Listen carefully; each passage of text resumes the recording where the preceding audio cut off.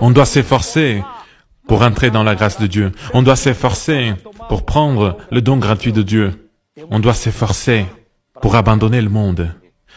On doit demander de l'aide à celui qui a vaincu le monde. Jésus a dit, « J'ai vaincu le monde ». Mais la plupart des croyants sont en train d'être vaincus par le monde. Mais il a aussi dit, vous aussi, faites la même chose. Ayez du courage. Oui, vous allez souffrir.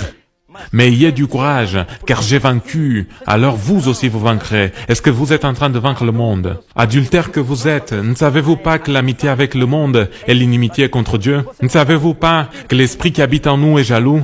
Le Saint-Esprit est plus jaloux qu'un mari trahi en adultère. Le Saint-Esprit n'accepte pas que sa gloire soit donnée à un autre. Le Saint-Esprit ne tolère pas la trahison. Le Saint-Esprit est jaloux. Il est jaloux. Il habite en nous tout en étant jaloux.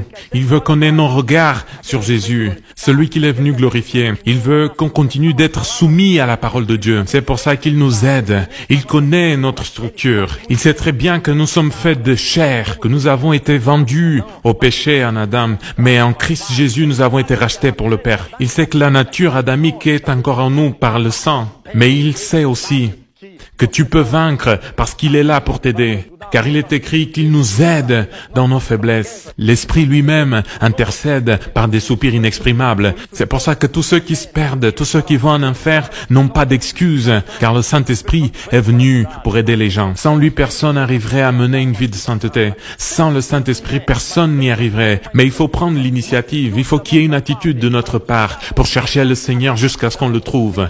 Oui, il y a un endroit où tu dois le chercher et le trouver. Oui, c'est pour ça que la vie chrétienne n'est pas monotone, mais c'est un mouvement. C'est une locomotive en route. Le fait de croire n'est pas suffisant. N'est pas suffisant. Tu dois marcher. Il y a un chemin à parcourir. C'est pour ça que Jésus dit, « Je suis le chemin, la vérité et la vie ». Le chemin sert à marcher. On doit marcher sur ce chemin jusqu'à ce qu'on trouve l'endroit de la mortification, où nos péchés seront transpercés, où la charge du monde va tomber par terre. Oui, là, à l'endroit de la croix, là où on va mourir pour ce monde, là où on va crucifier le monde, et le monde va nous crucifier. Là où il y a un divorce.